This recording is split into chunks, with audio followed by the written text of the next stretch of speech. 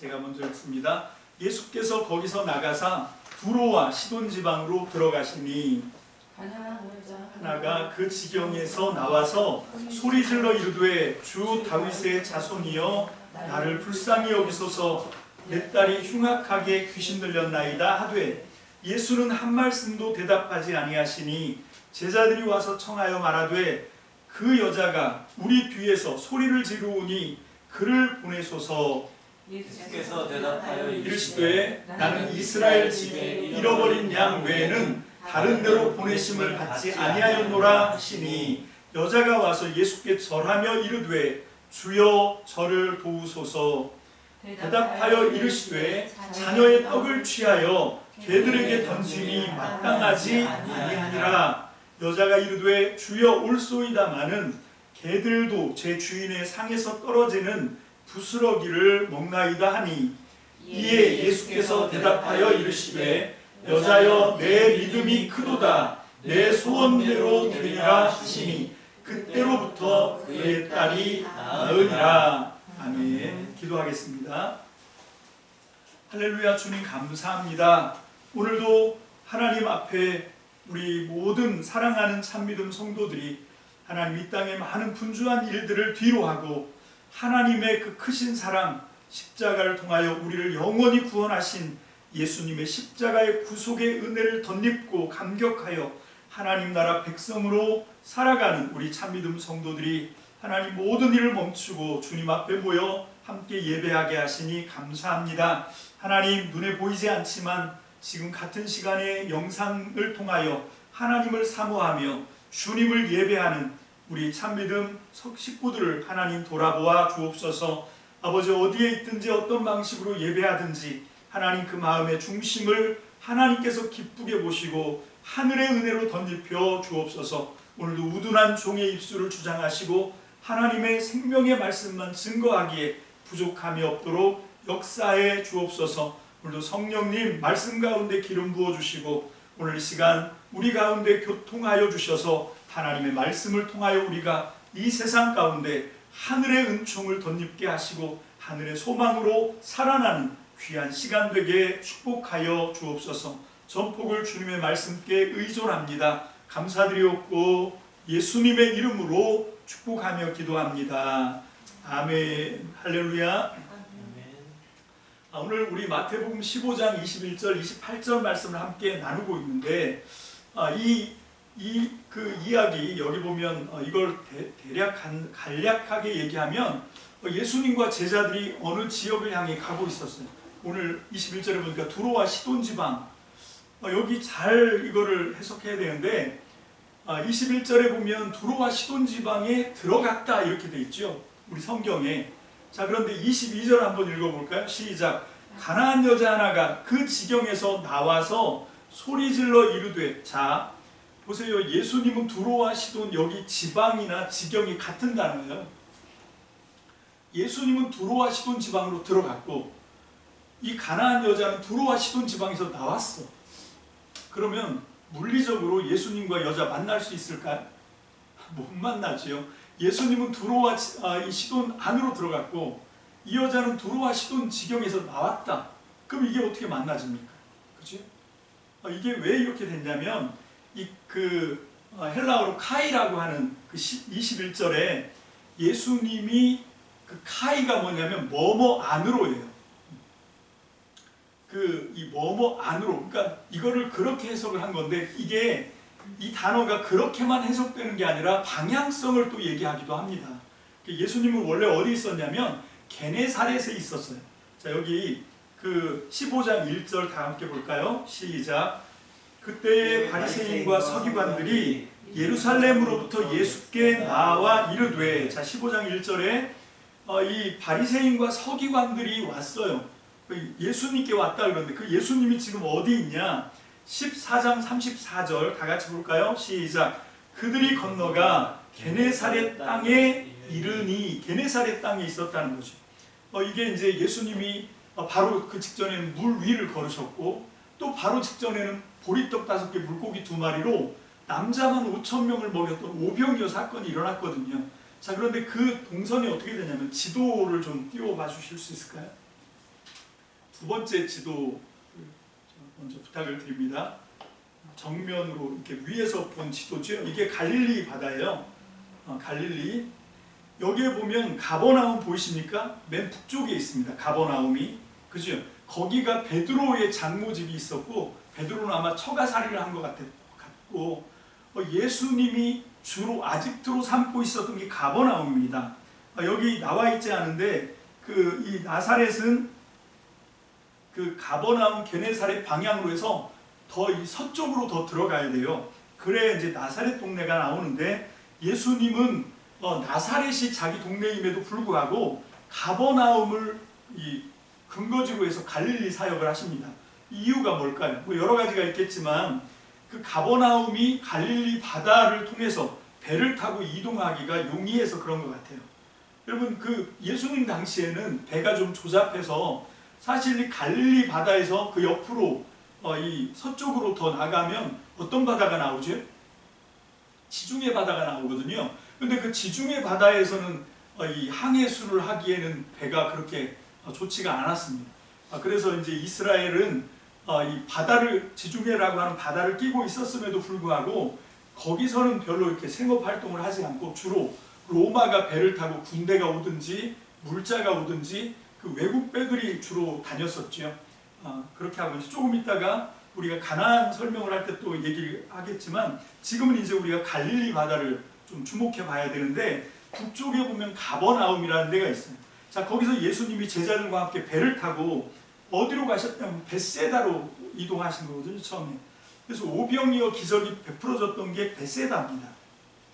그리고 여기 21km 해갖고 이렇게 세로 직선이 하나 있는데 그 부분에 있는 동네가 고라신이에요. 그래서 예수님이 가버나움에서 고라신을 거쳐서 벳세다로 가는데 뭘 타고 갔다고요? 배를 타고 갔습니다. 왜 배를 타고 가셨을까? 왜냐하면 그 배를 타고 지금 보세요. 동선을 그려보면 바로 그 호수하고 땅하고 접경하는 부분으로 살살 가고 있는 거예요. 그러니까 육지에서 보면 누가 봐도 저기 예수님 가네 다 보이게. 그래서 무리가 우르르 따라오게 만든 거예요. 그래서 그거를 예수님이 보여주니까 몇 명이 따라왔냐면 거의 한 2만 명이라고 봐야죠. 남자만 5천 명이니까 아이와 여자 제외하고 거의 한 2만 명 가까운, 어쩌면 2만 명이 더 넘을 수도 있는 그런 인파가 벳세다에 모인 겁니다.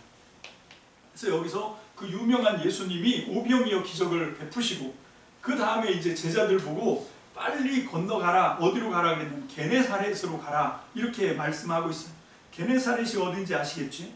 가버나움 바로 밑에 있습니다. 한 4km 정도 떨어져 있어요. 1시간 반 거리라고 하니까 한 4km 정도 유격을 띄고 있는 거기가 게네사렛이거든요.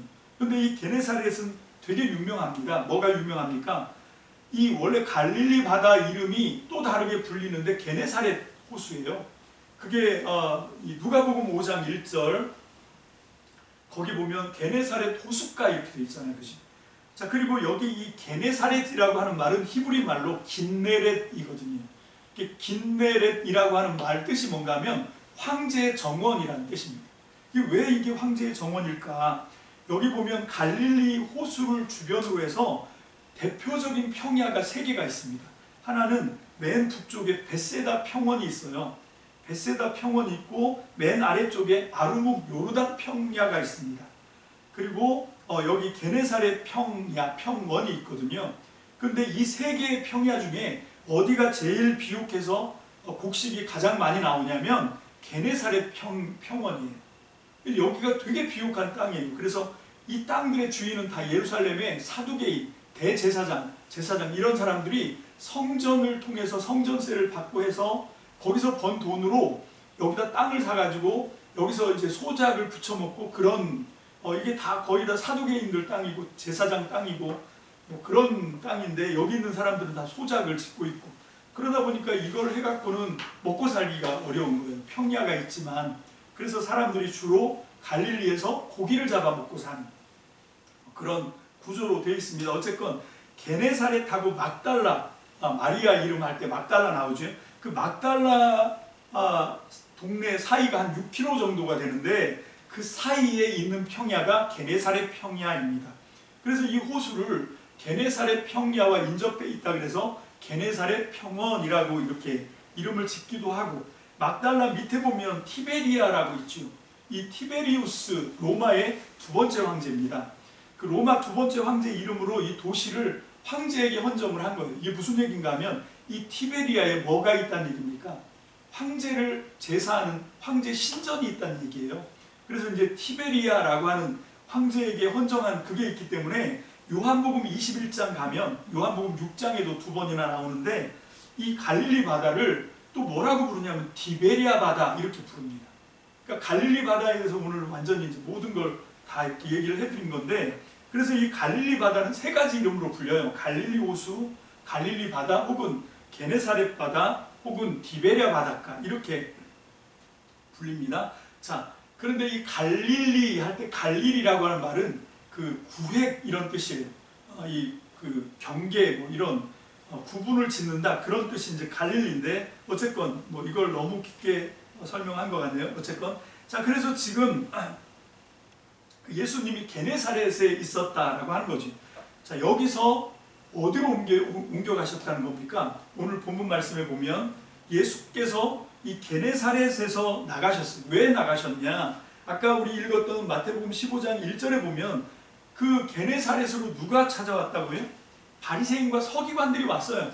이건 늘 있었던 일입니다. 바리새인과 서기관들이 예수님 사역하는데 쫄래쫄래 따라온 건 늘 있었던 일인데, 여기서 우리가 주목해 봐야 되는 건 뭔가 하면 어디서부터 왔다고요? 어디서부터? 15장 1절에 보니까 예루살렘에서부터 왔다. 이게 골치 아픈 얘기예요. 여러분, 예루살렘에는 뭐가 있냐면 산헤드린 공회가 있습니다. 그러니까 그전에는 그냥 우발적으로 즉흥적으로 예수님과 바리새인들이 부딪혔던 건데, 이제는 뭐냐면 정말 계획적으로 조직적으로 산헤드린에서 지령을 내려서 이제는 예수님을 이제 완전히 이제 대적하기로 작정했다는 뜻이에요. 이거는 예수님한테 훨씬 더 위험한 상황이 됐다는 뜻입니다. 그래서 예수님이 너무 좀 급해진 거죠. 그래서 예수님이 어디로 갔냐면 두로와 시돈으로 가요. 여러분, 이 두로와 시돈이 어디 있냐면, 이것도 좀 지도를 봤으면 좋겠는데, 이 갈릴리 바다에서 한참 위로 올라가야 돼요. 한참 위로 올라가면 지중해 연안을 끼고 그 지금의 사마리아 쪽, 거기에 두로와 시돈이 있거든요.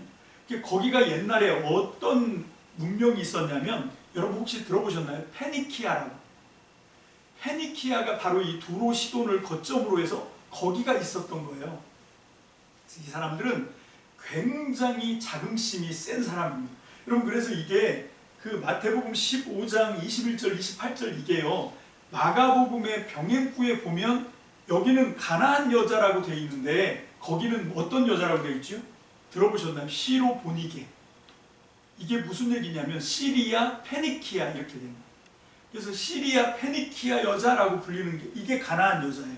근데 왜 마가복음에서는 시리아 페니키아라고 했는데 왜 여기서는 가나안 여자라고 했냐면, 이거는 그 대상이 로마 사람이냐 아니면 지금 마태복음처럼 유대인이냐에 따라서 명칭이 달라진 거죠. 어쨌건 가나안 여자가 시리아 페니키아 여자와 같은 인물이에요. 자, 거기 두로와 시도가 그 시리아 페니키아, 옛날에 페니키아에 있었던 중요한 두 거점 도시인데, 여러분, 이 두로와 시돈을 예수님은 어떻게 이해를 하고 있었냐면, 예수님은 이 두로와 시돈을 이방 땅 중에 최고의 이방 땅이라고 생각을 했어요. 자, 그게 마태복음 11장 21절로 24절 한번 볼까요? 마태복음 11장 21절 24절 시작. 화 있을진저 고라시나 화 있을진저 벳세다야, 너희에게 행한 모든 권능을 두로와 시돈에서 행하였더라면 그들이 벌써 베옷을 입고 재에 앉아 회개하였으리라. 자, 지금 아까 우리 봤죠. 고라신 있고 벳세다 있고, 거기서 예수님이 어떤 걸 하셨죠? 오병이어도 하고 물리도 걷고 막 이런 걸 했는데 이것들이 회개를 안 해. 그래서 내가 이걸 만약에 어디서 했더라면, 두로와 시돈에서 했더라면, 이게 무슨 얘기인가 하면 가장 가망성이 없는 이방 땅 중에 이방 땅이 두로와 시돈이라는 얘기. 자, 이게 병행구인데 이게 식구로 22절 23절과 또 대조가 되고 있어요. 대구입니다. 22, 23절 또 읽어볼까요? 시작. 내가 너희에게 이르노니 23, 24네요. 시작. 가버나움아 내가 하늘에까지 높아지겠느냐 음부까지 낮아지리라. 내게 행한 모든 권능을 소돔에서 행하였더라면 그 성이 오늘까지 있었으리라. 내가 너희에게 이르노니 심판날에 소돔 땅이 너보다 견디기 쉬우리라 하시니라. 여러분, 소돔은 고모라와 함께, 항상 고모라 소돔이 아니라 소돔이 앞에 나와요. 소돔은 하나님이 역사 이래 하나님이 심판하신 중에 최악의 심판을 받은 땅이 소돔이에요. 가버나움을 최악의 심판을 받았던 역사 속에서 소돔과 비교하시잖아요. 그러니까 이런 방식이라는 거죠. 그러니까 아까 고라신하고 벳세다를 비교를 하는데, 여기 가버나움하고는 소돔이라고 하는 최고, 하나님이 최악으로 보시고 심판하신 그 땅하고 비교를 하셨는데, 여러분, 이 두로와 시돈은 가장 양호한 땅하고 비교하면 이게 대꾸가 안 되잖아요. 그죠? 그러니까 이게 같은 평행이 되려고 하면 우리는 잘 모르지만, 두로, 시돈, 예수님이 볼 때는 정말 최악의 이방 땅이구나, 이렇게 이해를 하시면 돼요. 그게 두로와 시돈이거든요. 근데 예수님이 제자들과 함께 어디로 가요? 두로와 시돈을 향해서 가고 있습니다. 자, 그런데 여기 아까 제가 말씀드렸던 것처럼 본문에서 해석을 잘못했어. 어떻게 해석해야 맞냐면, 예수님이 거기서 나가서 두로와 시돈 지방을 향하여 가셨다, 이렇게 돼야 돼요. 두로와 시돈 땅에 들어간 게 아닙니다. 예수님의 공생의 3년 동안 예수님은 한 번도 이방 땅에 들어간 적이 없어요. 한 번도 이방 지역에 발을 디딘 적이 없습니다. 예루살렘 그 잃어버린 양들에게만 예수님은 사역을 하셨거든요. 물론 유언처럼 마지막에 마태복음 28장에 마지막 지상 대명령을 하실 때는 모든 족속을 제자로 삼아라 라고 명령을 하시지만, 예수님은 그렇게 하지 않았습니다. 몇 번이고 오직 이 복음은 유대인들에게만, 잃어버린 이스라엘 집, 잃어버린 양에게만 해라 라고 말씀하셨으니까 이 두로와 시돈 지방에 들어가신 게 아닙니다. 두로와 시돈 그 접경 지역에 가까이 갔더니 마치 기다렸다는 듯이 누가 나온 거예요? 이 여자가 하나가 나온 거예요. 자, 그러면 묻습니다. 지금 예수님과 일행, 제자들, 그리고 이 가나안 여자가 있는 그 지역은 지금 어디입니까? 두로와 시돈 지경을 접경하고 있는 이스라엘 땅이에요. 유대인 땅입니다. 거기에 지금 이방 여자 하나가 쑥 들어온 겁니다. 우리가 이거를 잘 아셔야 되는데, 지금부터 시간으로는 2000년 전 얘기예요. 이게 지금은 치안이 되게 잘 되어 있죠. 특히 우리나라는 치안이 굉장히 잘 되어 있는 나라거든요. 근데 여기는 지금 우리가 생각하고 있는 치안이 전혀 없는 시대입니다.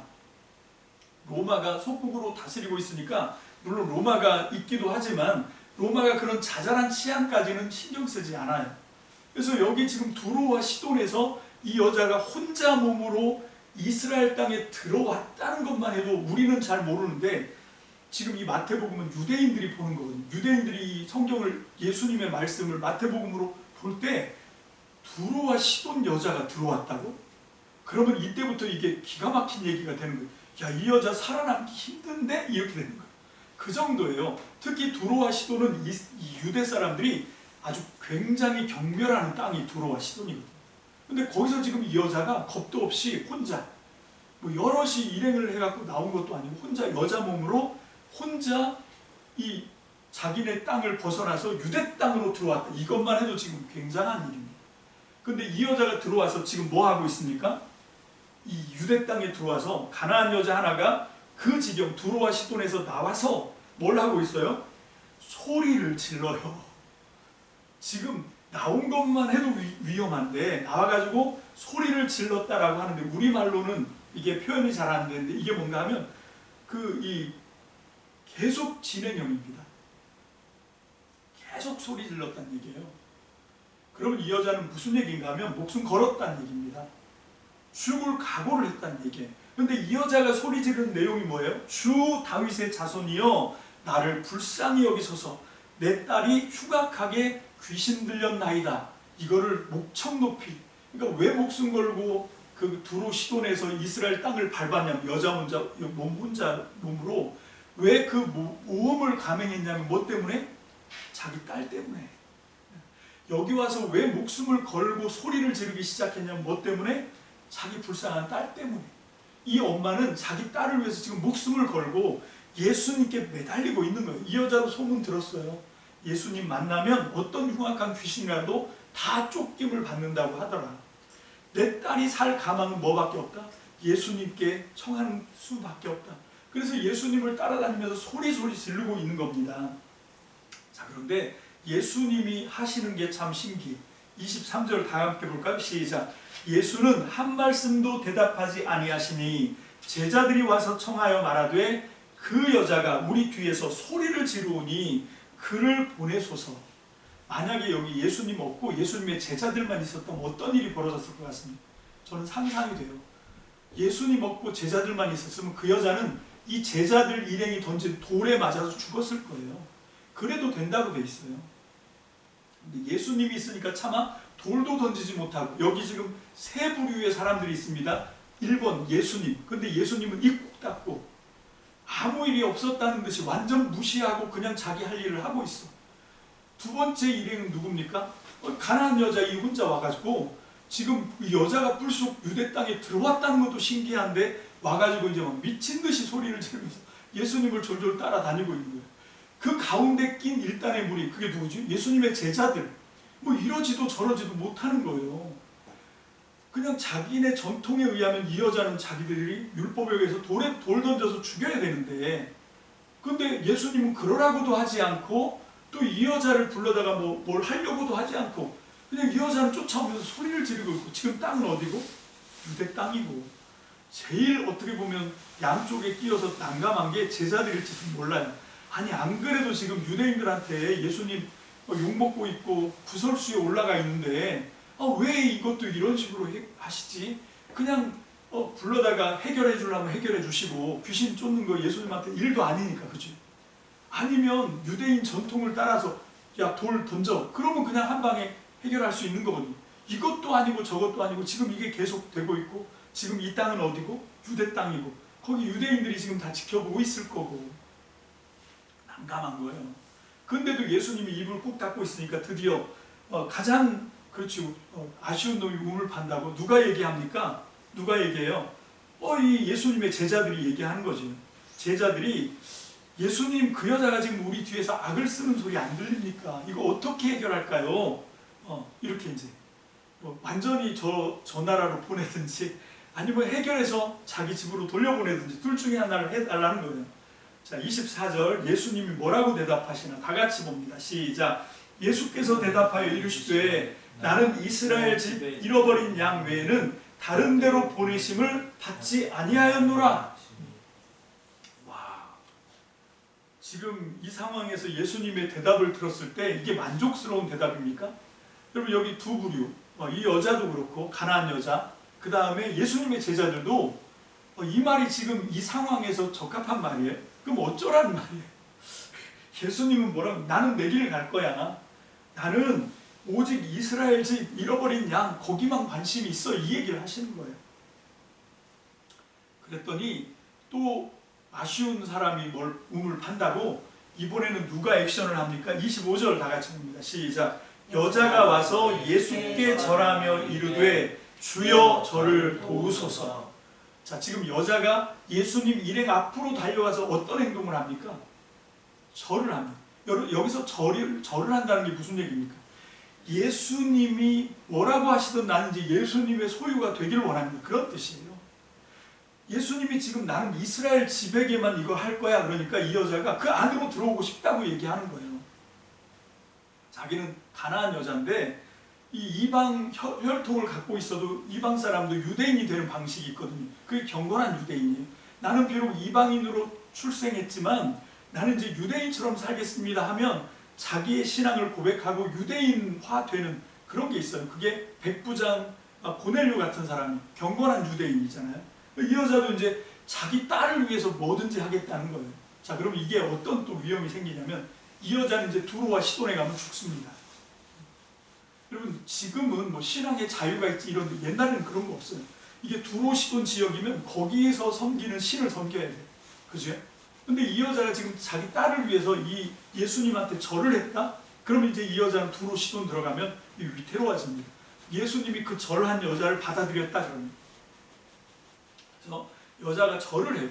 자, 이렇게까지 하면 진짜 돌부처라도 갑자기 예수님 말씀하다가 다른 종교 신을 얘기해서 그렇지만 예를 든 겁니다. 돌아앉는다 그런 속담이 있잖아요. 근데 예수님은 한 수 위인 것 같아요. 예수님은 더 세게 나갑니다. 자, 이제 이 뭡니까?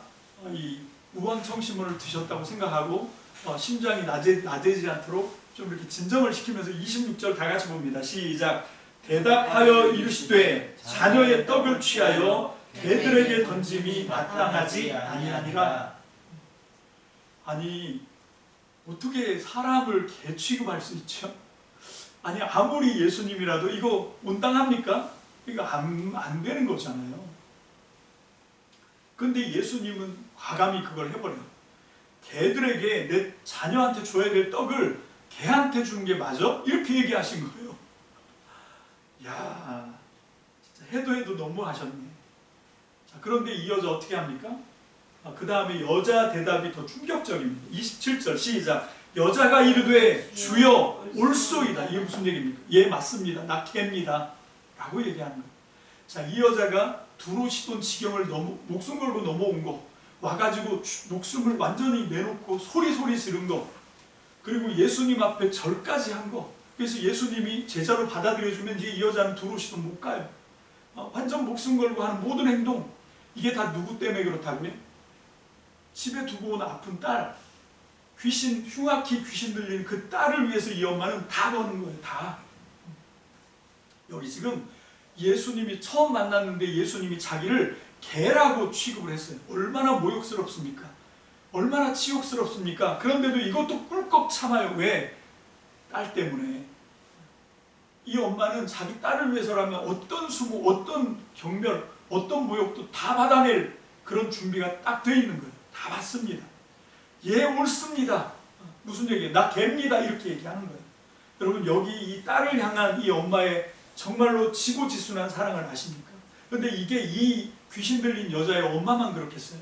저는 믿습니다. 세상의 모든 엄마가 다 그래요. 여러분, 그 아프리카 속담에 그런 게 있다잖아요. 신이 너무 바빠서 대신 보내준 게 뭐라고? 그게 엄마예요. 그게 저와 여러분들의 엄마입니다. 저와 여러분들의 부모님은 그런 대상이세요. 그렇게 자식을 위해서라면 뭐라도 다 할 수 있는 그런 존재들이죠. 지금 여기 그 엄마가 개라고 얘기했는데 그걸 꾹꾹 삼킵니다. 예, 맞습니다. 나 개입니다. 내 개라도 좋으니까 하면서 내 딸 좀 불쌍히 여겨주세요. 얘기하는 거예요. 그 얘기를 하면서 이 엄마가 되게 재치가 있어요. 자, 여기 헬라어로 개를 나타내는 단어가 퀴나이온이라고 하는 단어가 있고, 여기 쓰여 있는 단어가 퀴나이온입니다. 그 다음에 또 한 단어가 있는데 야생개, 들개, 이걸 얘기하는 게 퀴온이라고 하는 단어가 있어요. 예수님이 어떤 단어를 쓰셨게요? 감사하게도 퀴온이라고 안 하시고 퀴나이온, 굉장히 귀엽고 작은 강아지, 집에서 키우는 개, 주인이 너무 이뻐하는 개, 그 단어를 쓰신 거예요. 그 퀴나이온이라고 하는 단어를 썼기에 이 여자가 뭡니까? 여지가 생긴 거예요. 만약에 퀴온 이랬으면 이 여자는 뭘 할 말도 없어. 근데 예수님이 집에서 아주 귀여워하고 주인이 사랑스럽게 키우는 퀴나이온이라고 하니까 이 여자가 재치를 발휘합니다. 이게 그 강아지 주인상에서 떨어지는 부스러기 얻어먹습니다. 그러니까 내가 개 할 테니까 그 부스러기라도 제발 좀 주세요. 이렇게 나오는 거예요. 그랬더니 예수님이 28절 다 같이 봅니다. 시작. 이에 예수께서 대답하여 이르시되 여자여 내 믿음이 크도다. 내 소원대로 되리라 하시니 그때로부터 그의 딸이 나으니라. 자, 이 말씀에서 우리가 어떤 교훈을 얻을 수 있을까요? 이 여자처럼 어떤 수모, 어떤 모멸을 당하더라도 다 참아내자.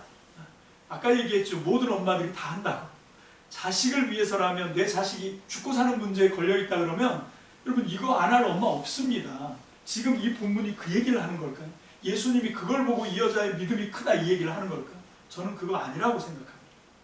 지금 예수님은 제자들을 끌고 이 여자랑 만나려고 오신 거 맞아요. 그래서 이 여자가 정말로 이 제자들이 충격받을 정도의 그런 행동을 한 거 맞습니다.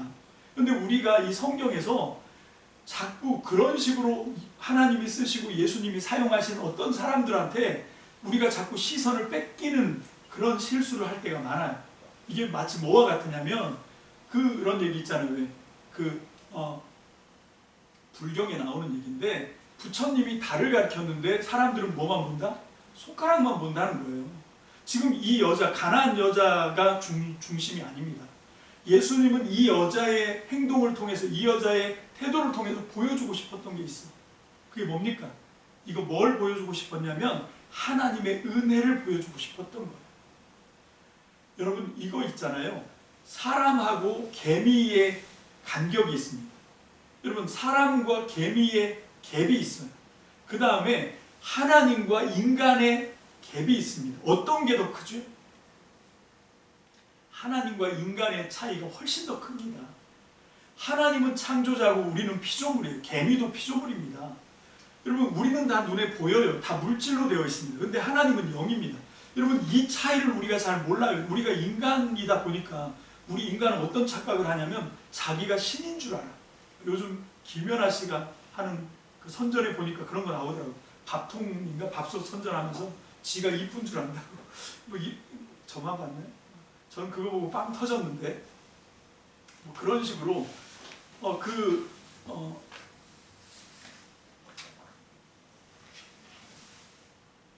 지금 촬영이 잘 되고 있습니까?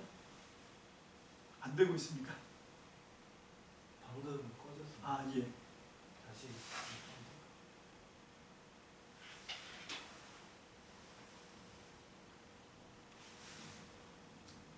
팬들도 이제 시간 계산하나요?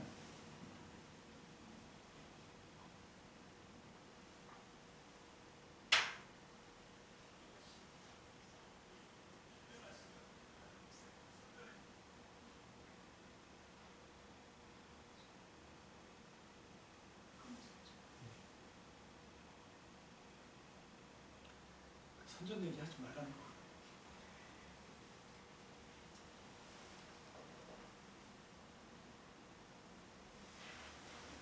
자, 됐습니까?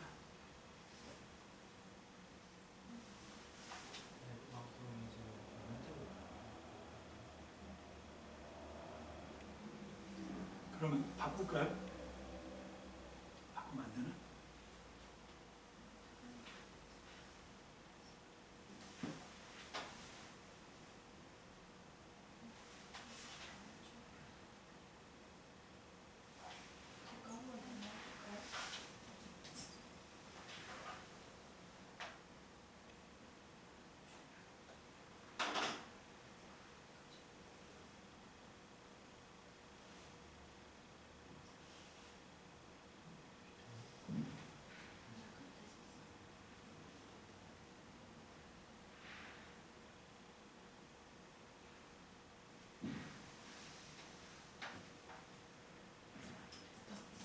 됐습니까?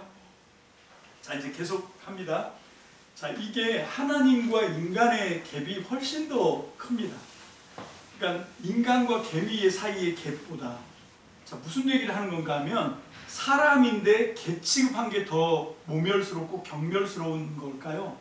아니면 하나님의 아들이 이 땅에 왔는데 그런데 그 하나님의 아들을 귀신들의 왕이라고 인간들이 모욕하는 게 훨씬 더 모멸스러울까? 이건 게임이 안 됩니다.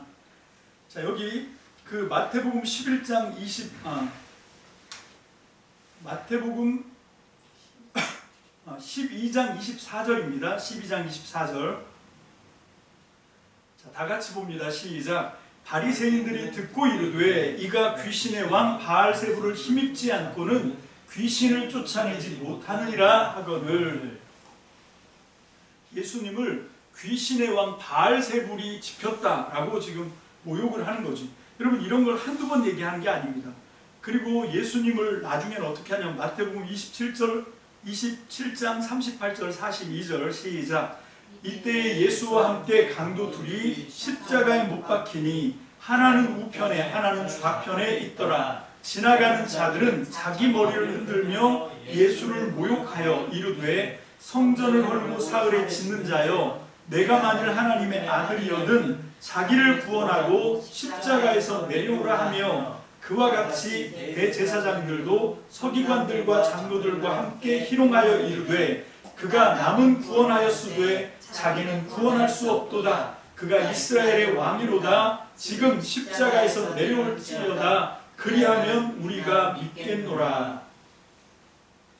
그 인간들이 십자가에 달리신 예수님뿐만 아니라 그 예수님이 정말로 이 땅에 하나님 나라의 복음으로 자신을 소개할 때 사람들이 다 거절해요. 다 버립니다. 심지어는 자기를 낳았던 자기 엄마, 자기 형제들까지도 예수님을 미친 사람 취급해요. 나사렛 살고 있었던 동네 사람들까지도 올라와서 예수님을 잡아가려고 합니다. 귀신 들렸다고. 여러분, 그렇게 하는 것이 모멸스럽겠냐는 거예요. 지금 예수님은 제자들한테 그걸 보여주고 싶은 거예요. 지금 내가 이 땅에 와서 당하고 있는 그런 거가 지금 얼마나 이게 경멸스러운지를 이 귀신 들린 여자와 그 엄마의 그 이 이야기를 통해서 예수님은 자기 심정을 드러내는 겁니다.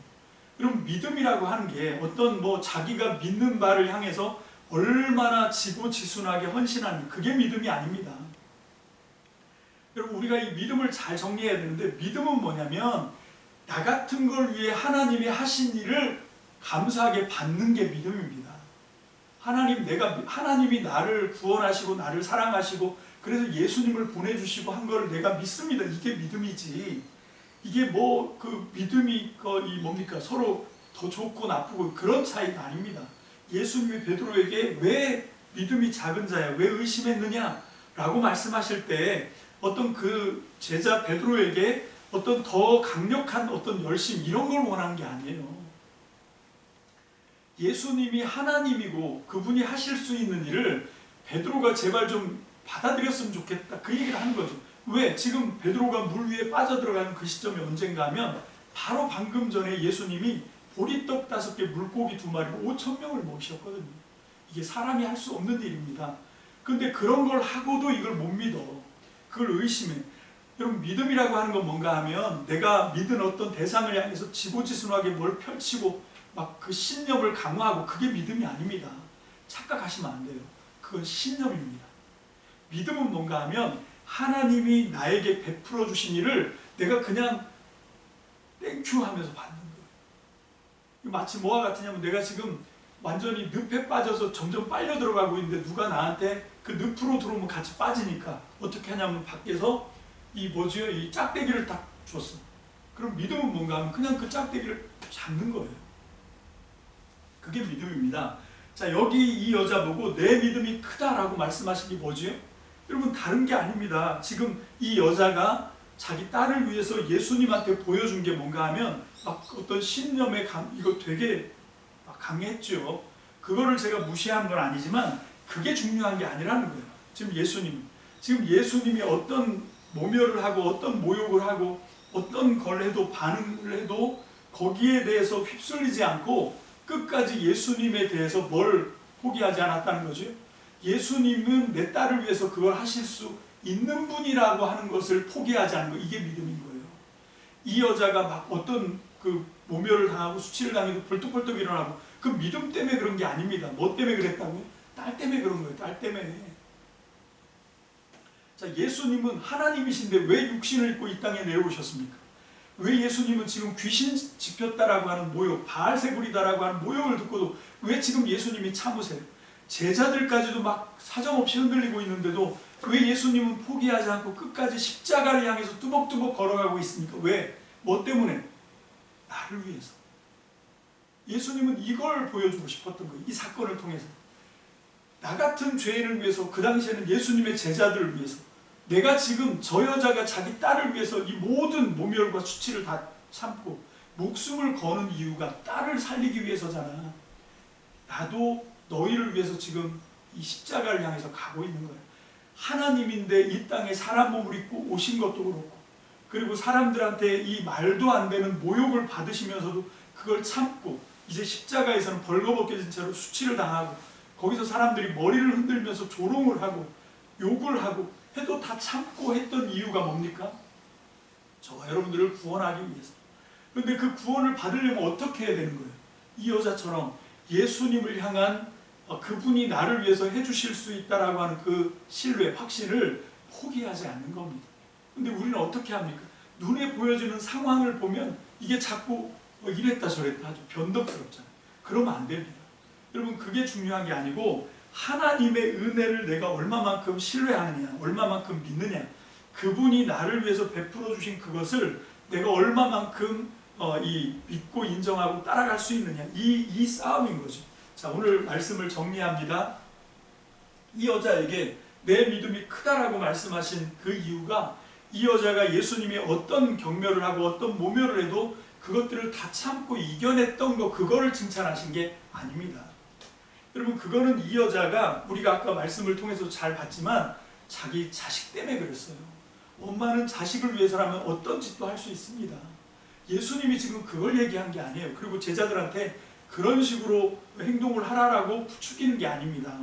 지금 예수님이 이 여자의 믿음이 크다라고 얘기하는 건 뭔가 하면 예수님이 자기 딸을 고쳐주실 수 있다는 신뢰를 꺾지 않았던 거예요. 여러분 이 여자가 어떤 모멸을 받고도 막 그걸 긍정적으로 맞습니다 이렇게 한 게 그게 중요한 게 아니라 예수님이 내 딸을 고쳐주실 수 있다라고 하는 것을 포기하지 않은 겁니다. 근데 지금 제자들은 어떻습니까? 항상 의심해요. 이분이 정말 메시아 맞아? 아닌 것 같은데 귀신 들렸다고 하면 거기에 또 싹 휩쓸리고. 예수님은 지금 이 위급한 상황에서 가장 중요한 게 제자들이 예수님을 메시아다라고 하는, 하나님이 보내주신 구원자다라고 하는 그 신뢰에 붙들리기를 원했던 거죠. 그래서 이 여자를 통해서 믿음이 어떤 건지를 지금 보여주고 있습니다. 여러분 이 두로와 시돈이라고 하는 게 아까 말씀드린 것처럼 왜 여기를 예수님은 가장 악한 이방 땅이다라고 얘기했냐면 그 역사적인 배경은 이렇습니다.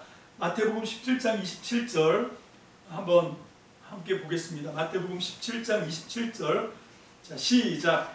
그러나 우리가 그들이 실족하지 않게 하기 위하여 내가 바닷가에 가서 낚시를 던져 먼저 오르는 고기를 가져 입을 열면 돈 한 세겔을 얻을 것이니 가져다가 나와 너를 위하여 주라 하시니라.